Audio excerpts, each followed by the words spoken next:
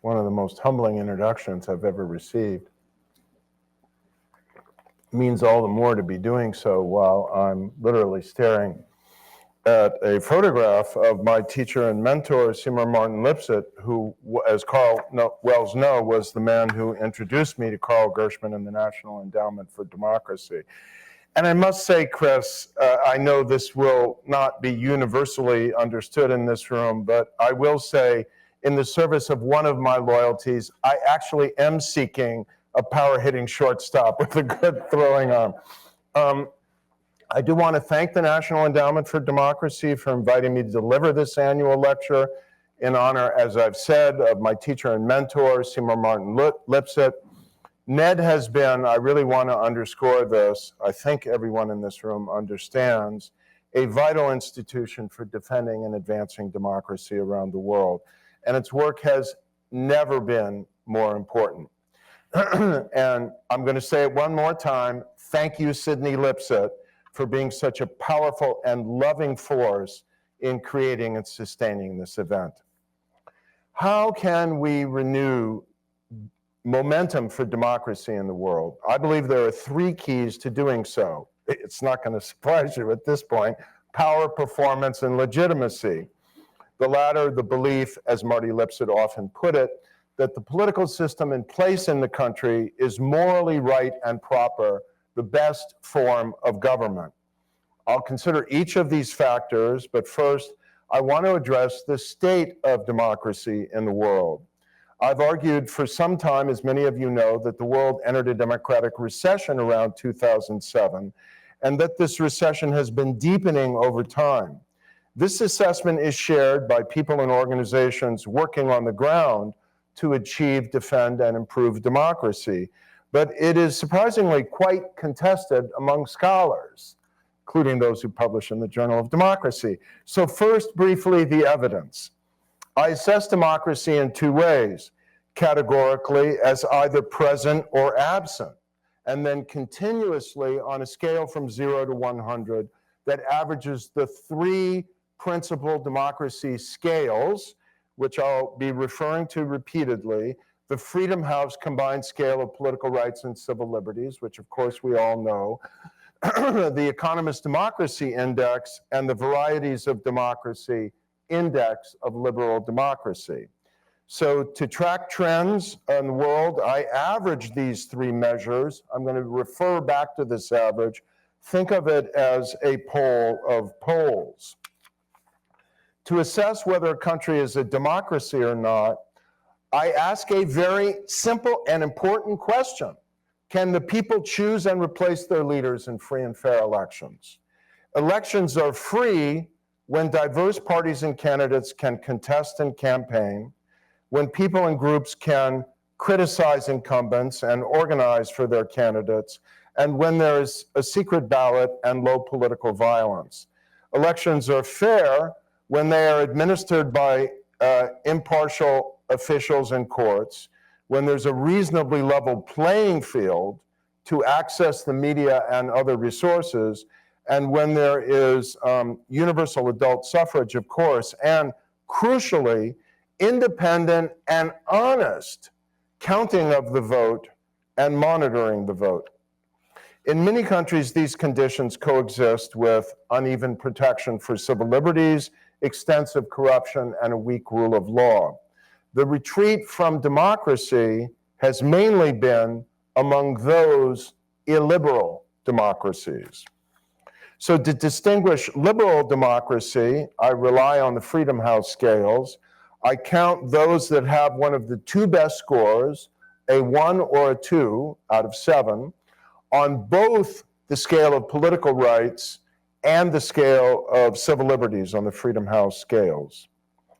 The judgment as to whether a country is an electoral democracy can be difficult and contested.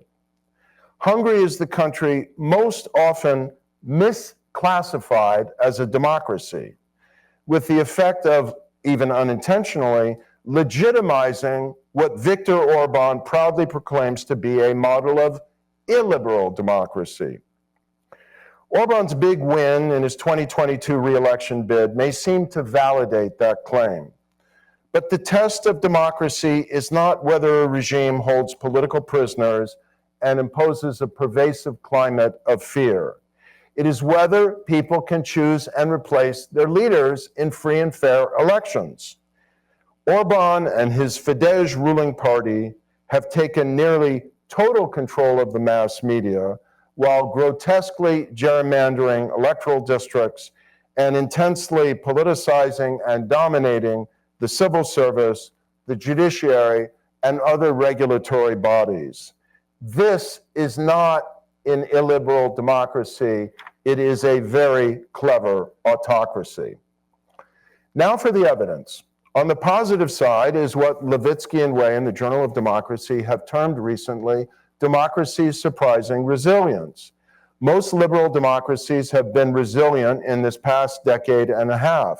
From a peak of 34% in 2006, the proportion of states over 1 million population that are liberal democracies has only declined by 4 percentage points.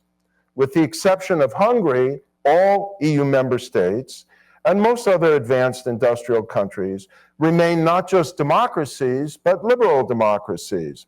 Brazil had a close call with democratic disruption in the weeks following the October 2022 presidential election, when the defeated incumbent Jair Bolsonaro was questioning the outcome and canvassing for a possible effort to circumvent it. But I'll come back to this. He was forced to concede defeat and leave office.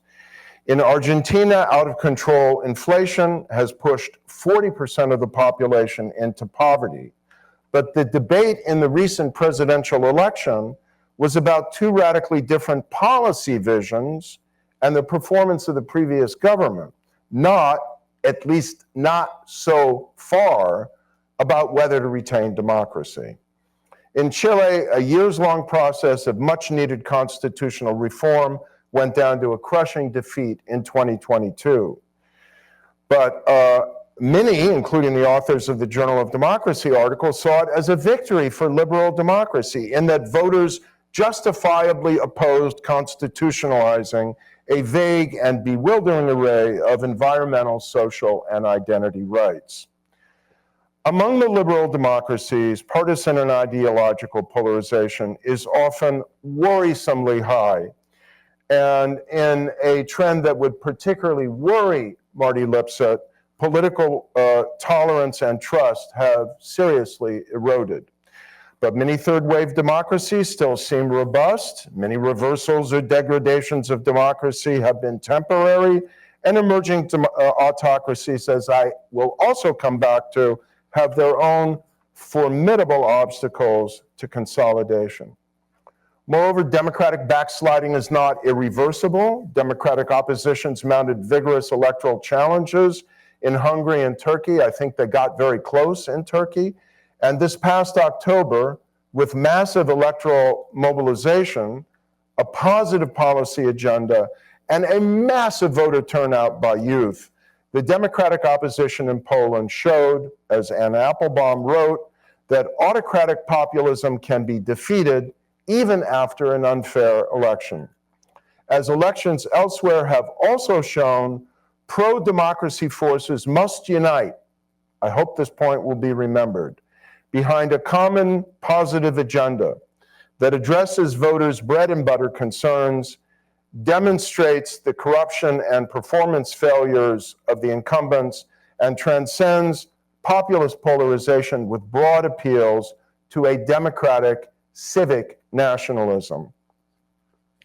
Unfortunately, however, many efforts to subvert democracy have not been contained, and thus we remain in a protracted democratic recession. Again, among countries with populations over 1 million, the percentage of states that are democracies has declined since 2006 from a peak of 57% to well under 50%, and by my own estimate, as low as 43%. The rate of democratic breakdown has been rising in every decade, from 8% in the 1980s to 19% in the last decade, ending last year. And the rate of transition to democracy has been steadily falling over the last decades, from a peak of 36% in the 1980s to 12% in the decade ending last year. Among the bigger and more consequential countries, virtually all mobilizations for democracy, sadly so far, but we do not consider it the final verdict in Belarus, have so far failed in this century. Since 2000, the only high-profile mass movements for democracy that succeeded in bringing about a democratic transition were in Ukraine following the Orange Revolution, and of course it's now under merciless assault by Russia, and Tunisia following the 2010-11 uprising, and it's been overturned in an executive coup. And as you're all no doubt aware, Freedom House data continues to show a steady pattern since 2007 of many more countries declining than gaining in freedom.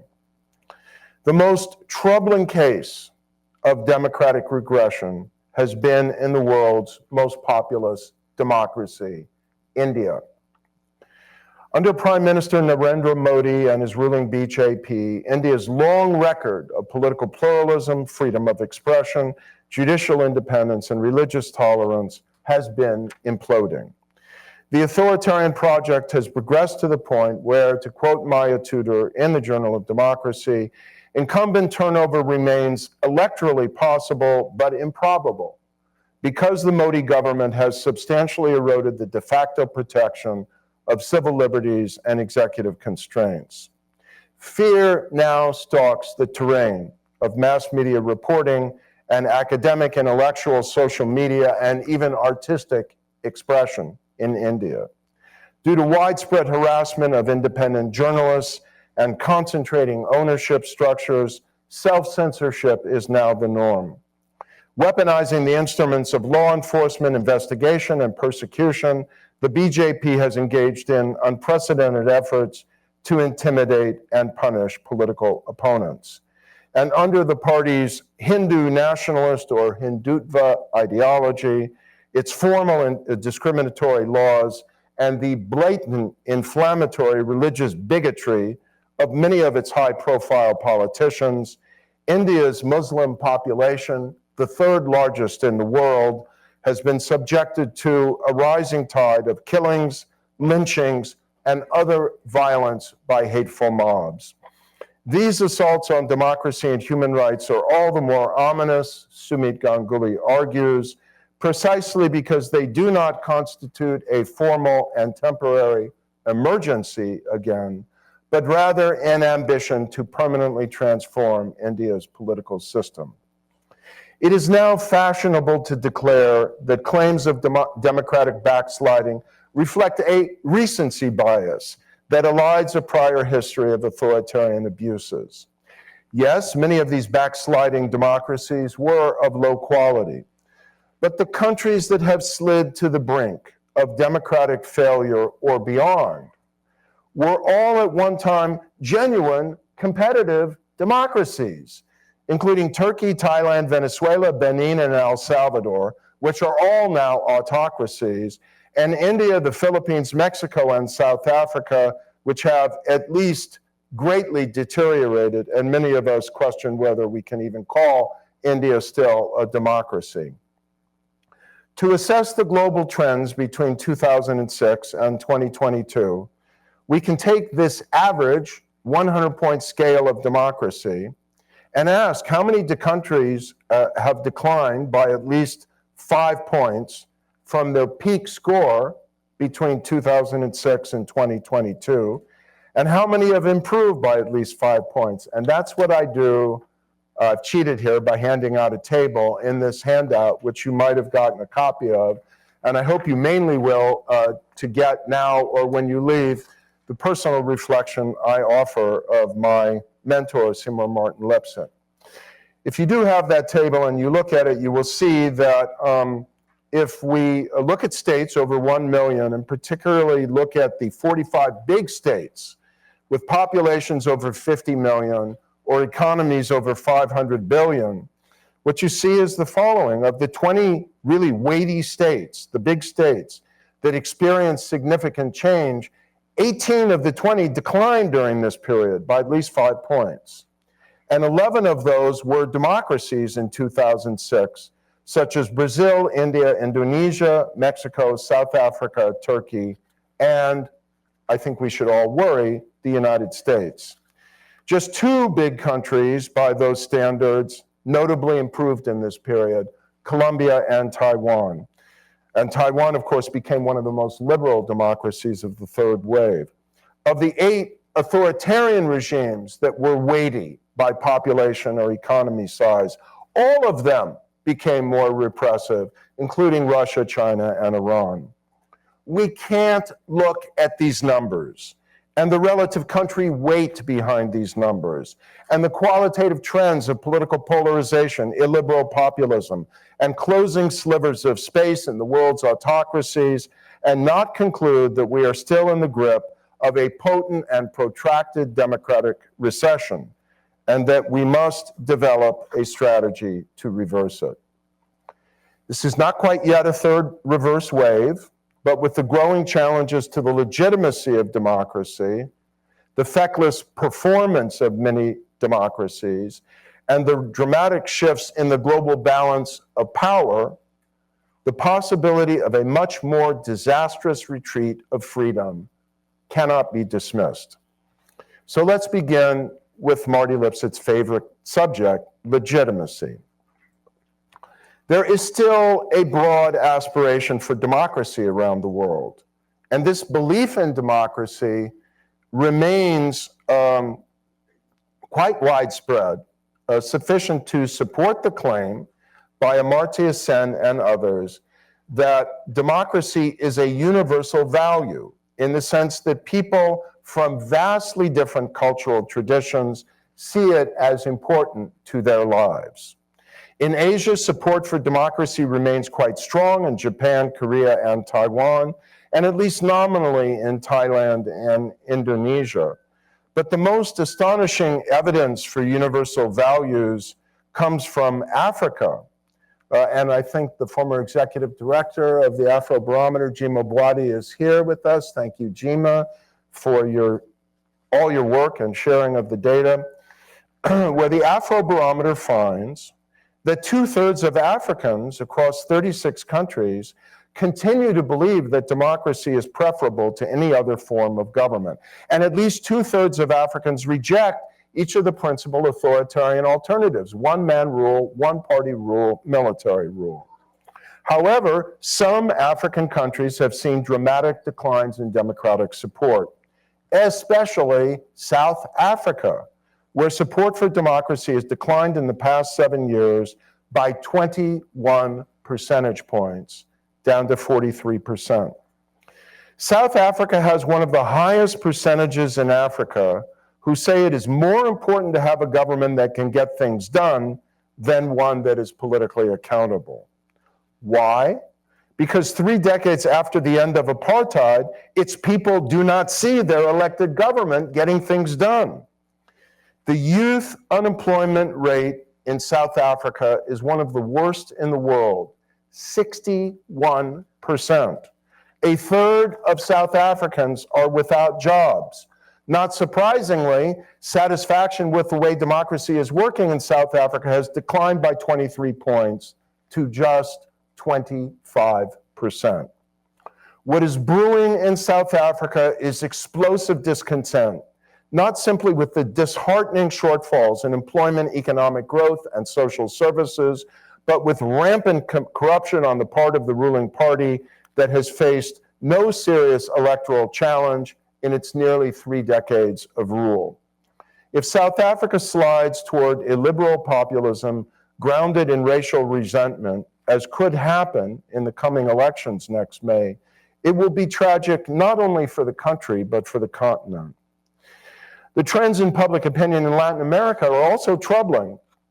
Across the region, support for democracy has declined from 65% in 2010 to 48% today and to just 35% in Mexico. And there is a disturbing correlation with age. The younger the age group in Latin America, the lower the support for democracy. Only 43% of Latin Americans, 25 or younger, support democracy. And satisfaction with the way democracy is working has plunged to abysmal levels. In formally democratic countries, 22% in Bolivia, 17% in Colombia, just 8% in Peru, which, with 7 presidents in the last chaotic 8 years, shows, to quote a Journal of Democracy article, democracies can also perish from power dilution. In only 2 Latin American countries are a majority satisfied with democracy: Uruguay, the country's most democratic country, and El Salvador, where the power-grabbing authoritarian president Nayib Bukele is wildly popular for his brutal crackdown on ruthless criminal gangs.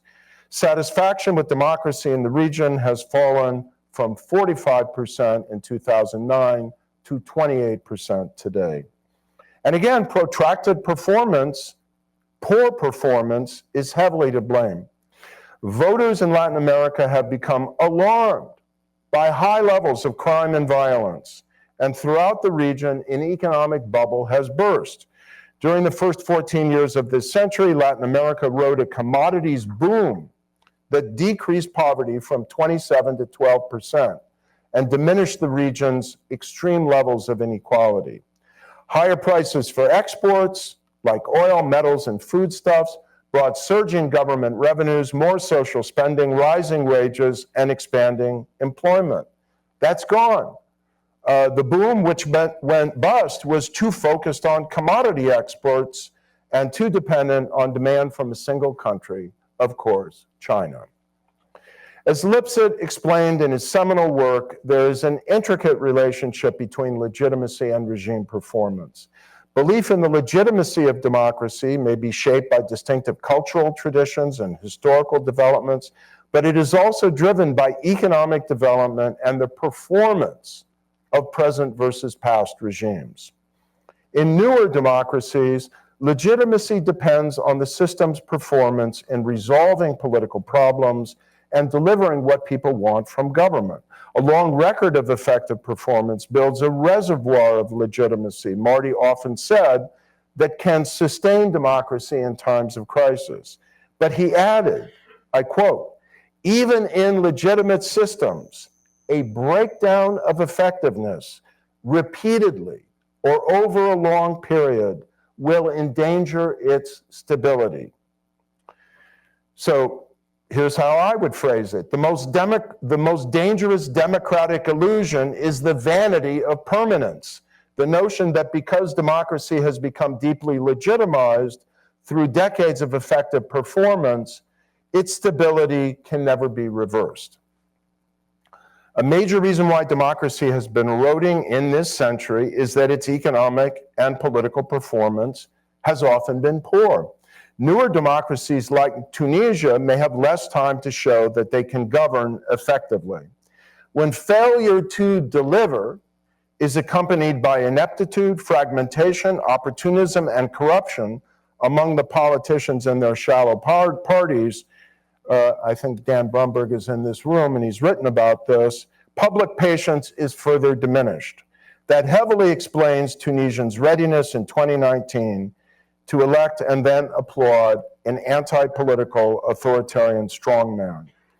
To avert a downward spiral in South Africa, to avoid giving military officers in more countries a pretext to seize power, to preempt authoritarian politicians like Kais Saied in Tunisia, Nayib Bukele in El Salvador, and Patrice Talon in Benin from eviscerating constitutional norms, democracy must generate some measure of prosperity, security, and opportunity while containing corruption, crime, and the abuse of power.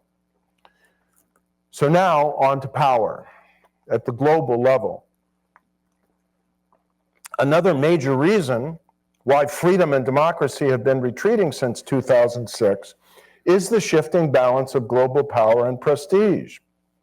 During the third wave, US and European pressure, diplomatic engagement, and support often tipped the balance toward a successful transition or away from democratic demise. But now the US, EU, influential individual European democracies are much less likely to exert the necessary pressure. Not simply the threat of sanctions, but even diplomatic pressure and forthright statements of principle. Look how long it took us to even declare that there was the most obvious of coups in Niger. And therefore to reverse democratic backsliding or even acknowledge that it is happening. This reluctance enabled Viktor Orban to dismantle Hungarian democracy before he had to face any material consequences. It has given President Alexander Vučić room to maneuver Serbia back to competitive authoritarianism while thinking it would not affect Serbia's bid for EU accession. And it has enabled Bukele to literally get away with murder in El Salvador. Carefully choreographed diplomatic pressure can still work to defend democracy, as was demonstrated by the successful efforts of the Biden administration to press Brazilian military leaders and politicians to respect the results of the 2022 elections. But we need more of this. The essential work of financial and technical aid to democratic organizations, parties, governing institutions, movements, medias, and electoral processes goes on, partly in thanks to the National Endowment for Democracy. But it does not benefit from the synergy with diplomatic support and pressure and the increased scale of support that the times demand. The retreat from democracy promotion, stemming from the unsuccessful US state-building efforts in Iraq, the 2008 financial crisis, the polarizing effects of social media, and various stresses of globalization, reflects a broader erosion of national self-confidence and resolve in the established democracies. These are important, if intangible, dimensions of global power. And then there is the sharp power of the world's most powerful autocracies, principally China and Russia, which have been working to undermine and subvert democracy by covert means. Or as the former Australian Prime Minister Malcolm Turnbull put it, in the second best explanation of sharp power after everything that Chris Walker has written, activities that are covert, coercive, and corrupting. Activities to penetrate, sway, and propagandize democratic societies and institutions. These efforts have so far borne mixed results. Democracies have become more aware of them. They're beginning to take action to counter them. But even very wealthy democracies, not least the United States, I think we should say Canada as well, remain vulnerable to Chinese, Russian, Iranian, Gulf state, and other covert authoritarian influence efforts. We still have an enormous amount of work to do to defend the integrity and autonomy of our universities, our research enterprises, and our think tanks, our high technology innovations, our private enterprises, our newspapers, broadcast, and social media, our subnational governments, our political parties, our community organizations, and other civic institutions from covert efforts to bend them to the purposes of powerful authoritarian governments. The battle for independent critical media and open flows of information is especially important because authoritarian efforts, principally by China and Russia, to distort news and narratives and to pump false and democratically demoralizing content into social media streams and public conversations can shift public opinion and sour public support for democracy and democracy promotion. And then there is the hard power of military might, which Putin's Russia has used first to gobble up parts of Georgia and now to try to obliterate Ukraine's democracy and sovereignty. A Russian victory in Ukraine would embolden it to attack other democratic parts of the former Soviet Union. Meanwhile, China, with the world's most rapidly expanding military, in fact, the most rapidly expanding military since World War II, is using its growing naval and air forces to try to establish near total control of the South China Sea and to pressure Taiwan into giving up its democracy and unifying with Beijing. Should China succeed in these efforts, the prospects for freedom in Asia would be greatly diminished, and countries around the world might well conclude that the future belongs to power-maximizing autocracies, not constitutional democracies. This is why the defense of Ukraine and Taiwan and of other endangered democracies in Eastern Europe and East Asia are part of one and the same cause. And although it is a more complex case, I believe the same is true for the existence of the State of Israel, the only democracy in the Middle East. If we shrink from defending Israel's right to exist democratically as a Jewish state, we not only erase a historic and legitimate claim to nationhood, but we legitimate and reward authoritarian actors who use violence to achieve their aims. This is not a judgment about what the borders of that state should be if peace could be negotiated with the Palestinians. It is a minimum assertion. We cannot allow a democracy to be erased from the map by aggression, terror, and intimidation. The cause of freedom in the world is indivisible. Democracy cannot be secure anywhere in the world when it faces powerful dictatorships that deny its legitimacy, repress the rights of their people, censor free flows of information, and propagate disinformation and untruth. Every democratic loss or failure has potential diffusion and demonstration effects, and every birth or defense of democracy becomes a source of hope, instruction, and inspiration for others. The realists say, let's live and let live with these dictatorships. And certainly we must do everything possible to avoid war. But deeply repressive autocracies cannot live in benign coexistence with liberal democracies because they face a fundamental legitimacy dilemma. Since they do not establish and renew their mandate to rule organically through the free competition of parties, candidates, and ideas, they are deeply vulnerable to a crisis of legitimacy, to the slow, rotting creep of cynicism and detachment experienced by the Soviet Union, and hence to sudden eruptions of discontent, disgust, and even sudden death. This is the great fear that haunts dictatorships. Thank you, Mary, for helping us understand it. It is why they feel so threatened by free flows of information, independent research, critical debate, and alternative ideas in education and the arts.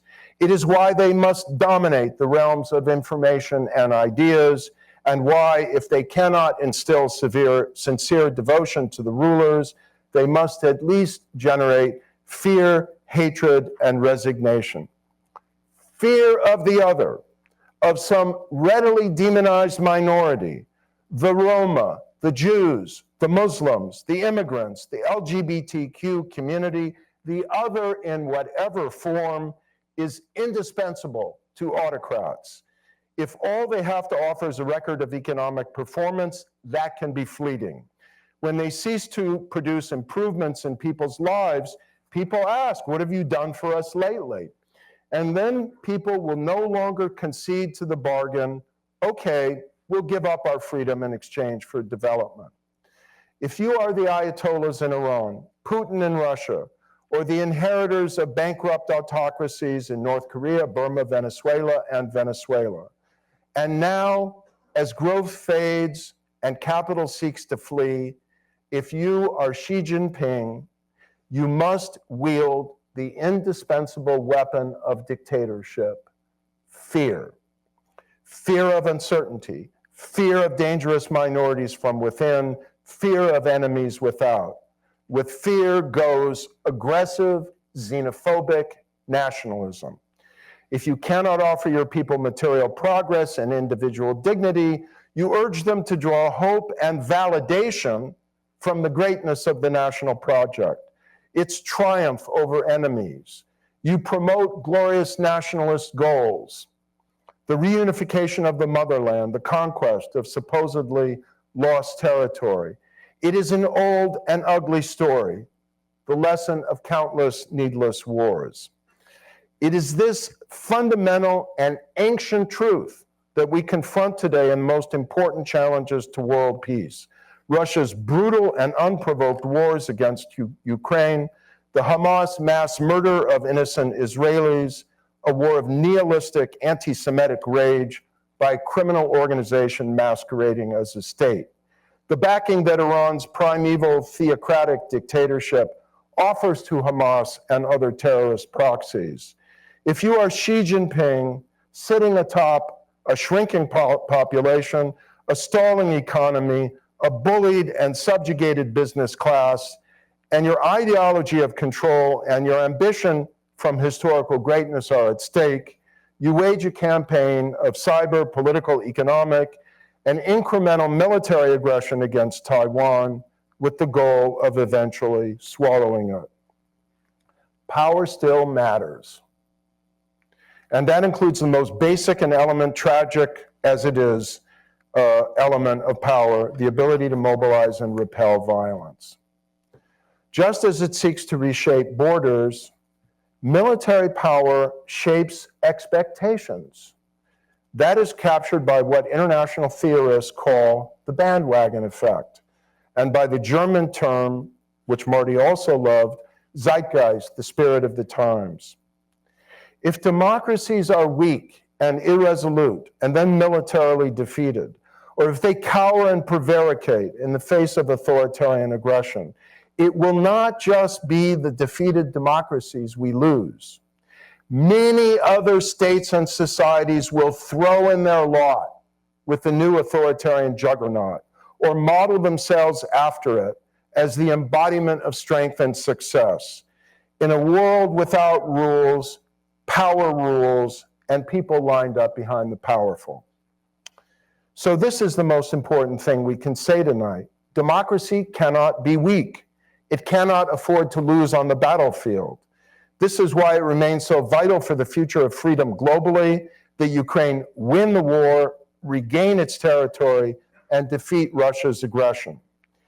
It is why Hamas must be defeated and disabled as a terrorist organization, while doing everything possible to preserve the lives, the rights, and the dignity of innocent Palestinians and their legitimate claim to a state of their own. And it is why liberal democracies must clearly signal their intent to help Taiwan defend itself. Neither can democracy afford to lose at the negotiating table, or in the UN General Assembly, or on the debate stage, or in the race to develop new technologies, or in the classrooms, and most of all, the social media platforms that are shaping what people think and believe.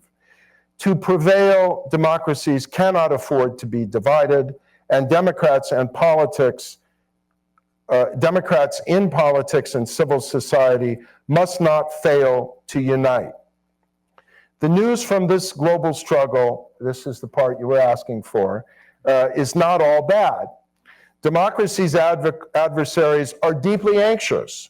Their populations are aging and even shrinking, and their economies are in deep trouble. They are not, or in the case of China, are no longer models of success. Democrats of various parties, ideologies, nationalities, and cultures have a positive agenda to offer: the opportunity to live in dignity, truth, and the limitless creative possibilities of human freedom, the chance to protect freedom, correct governance failures, and improve societies through the institutional formula unique to democracy: free and fair competition, inclusive participation, open flows of information, and a rule of law. Dictatorships offer only the grim, degrading bargain: give up your freedom, and we will give you order, and maybe for a time, prosperity. Dictators know their people do not want or will not indefinitely accept that bargain. The people of Burma do not want that bargain.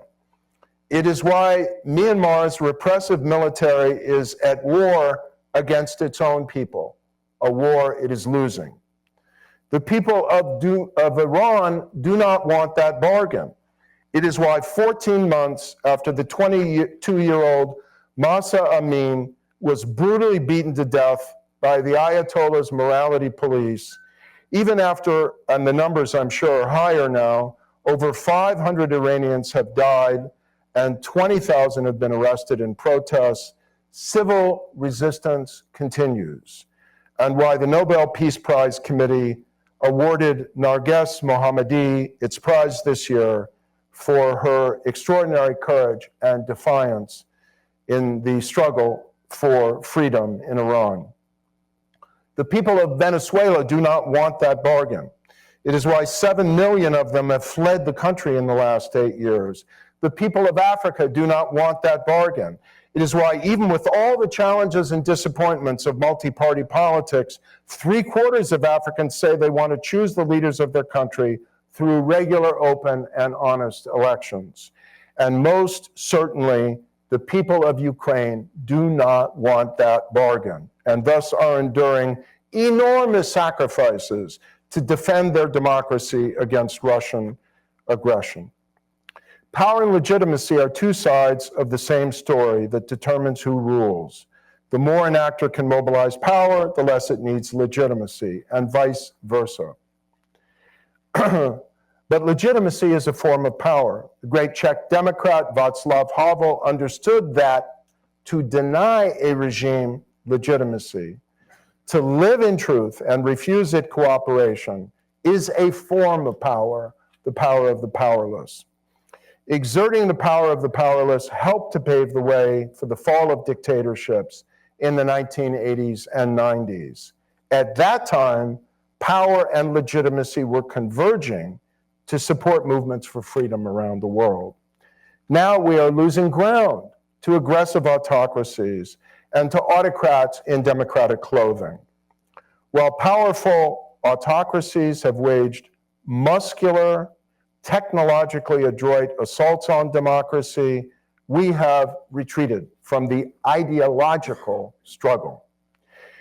It is not the people of Burma, Belarus, or Venezuela who have retreated, not the people of Thailand who had a democratic election victory robbed from them by a cynical alliance of the military, the power elite, and party opportunists, not the brave journalists of Russia and Belarus carrying on the struggle to report and publish the truth in exile, not the leader of Tunisia's Muslim Democratic Party, Rashid Ghannouchi, now in his 8th month as a political prisoner for the crime of insisting that President Kais Saied restored democracy to Tunisia. Not the democratic newspaper publisher Jimmy Lai, who returned to Hong Kong several years ago, already past age 70 and an extremely wealthy man, facing the prospect of indefinite imprisonment, but unwilling to abandon his fellow journalists and the cause of freedom in Hong Kong. Not Svetlana Tikhanovskaya, who, when her husband was arrested for challenging the Belarusian dictator Alexander Lukashenko in the 2020 presidential election, stepped in to lead that campaign, and who now carries on the struggle for democracy from exile. Thank you for that. It is not Alexei Navalny or Vladimir Kara-Murza, who returned to Russia facing nearly certain imprisonment to defy and resist Putin's decadent dictatorship, and it is most certainly not Narges Mohammadi. It is not they who retreated from the struggle, but the supposedly wealthy and resourceful democracies. We are not waging the ideological struggle, the normative struggle, the informational struggle for democracy and for freedom with the energy, resources, conviction, coordination, and technological ingenuity of which we are capable and which the times demand. We must get serious again about teaching and diffusing the values, experiences, requirements, and institutional designs of democracy. And we must do so on a scale with the scope and ease of access in many different languages that is required. We must get more serious about countering authoritarian disinformation and influence efforts, exposing their lies and self-serving purposes. We must provide democratic movements and publications with the technology and resources to report the news, educate for democracy, and counter authoritarian propaganda on a much larger scale. If we want to restore global democratic momentum, we must demonstrate that democracy, with freedom and a rule of law, is a morally and practically superior form of government. It is not hard to make this case because it is true, but it requires resources, imagination, and renewed confidence both in the moral imperative of this cause and in its enduring promise. In accepting the NED Democracy Award just last month at an amazing event here in town, on behalf of all of those imprisoned or killed in the struggle for democracy in 2023, Venerable Golog Jigme, a Tibetan monk, human rights activist, filmmaker, and former political prisoner in China, offered these eloquent words, and I leave you with them. Autocrats resist the simple fact that the desire for freedom is inherent in human nature. It can never be extinguished, not through propaganda, not through censorship, certainly not through brute force. Because of this, he said, and I agree, I know freedom will win, autocrats will fail, and we must never give up.